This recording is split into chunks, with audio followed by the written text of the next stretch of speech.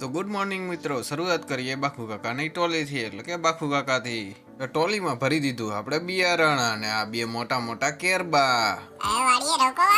હું તો જાઉં છું ગોંડલ કુણિયાને તેડવા. ચલો. હું તો રેલવે સ્ટેશને પૂગી ગયો પણ કુણિયો દેખાતો નથી. લગભગ અંદર જવું જોઈએ. ટ્રેન ખાલી લાગે છે, હજી આવી નથી. આમથી ટ્રેન આવશે એમાં કુણિયો આવશે. જો ટ્રેન આવી ગઈ, હવે કુણિયો દેખાવો જોઈએ. હિંક આવી ગયો ને કુણિયો આવી રહ્યો. ચાલો હવે આપણે ઘરે જશું.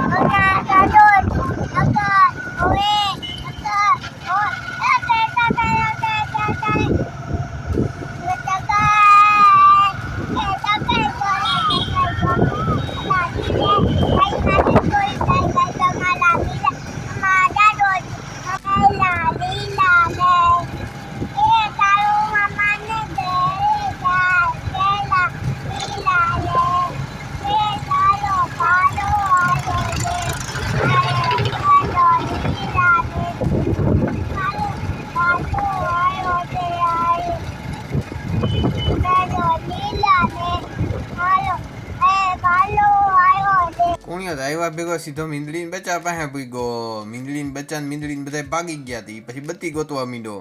એલિયન તો સીધો પાછળ જઈને વાસળા રમાડવા માંડ્યો. મને કે ફોટો પાડ. ત્યાં તો આમથી કુણિયો હિલો આવે છે ને ધોળતો આવે છે ને કે હવે હું બદુડિયા રમાડીશ.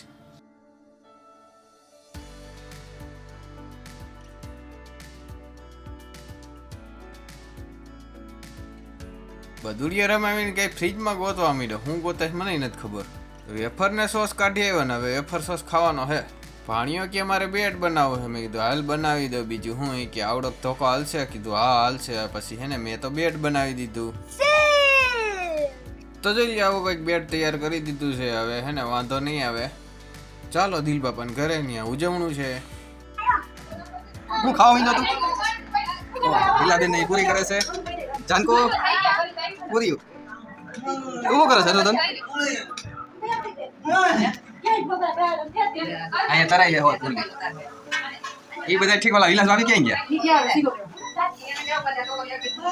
જમવામાં ખમણ, રસ, કેળા, ડાયર, શાક. કુણિયો પાછો વહી જવાનો છે તો કુણિયો કે મારે મેગી ખાવી. તો કુણિયાને મેગી બનાવી દીધી. મેગી દાબવા માંડ્યો. કુણિયા હરવે હરવે મેળે નો આવ્યું, બુકડા ભરવા માંડ્યો. પછી કુણિયો બની ગયો ડાકુ અને પછી અમે હાલતા થઈ ગયા ગોંડલ બાજુ. અમે ગયા રેલવે સ્ટેશન ને ટ્રેનની વાટ જોઈ છે.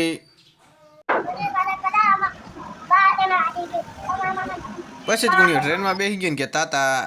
પછી હું ઋષિ પાછી ઉપડી ગયા બદામ શેક પીવા માટે. ચાલો. ₹30 ઈ પાછો 30 રૂપિયાનો. ઈ હવે બદામ ને કાજુથી ભરેલો.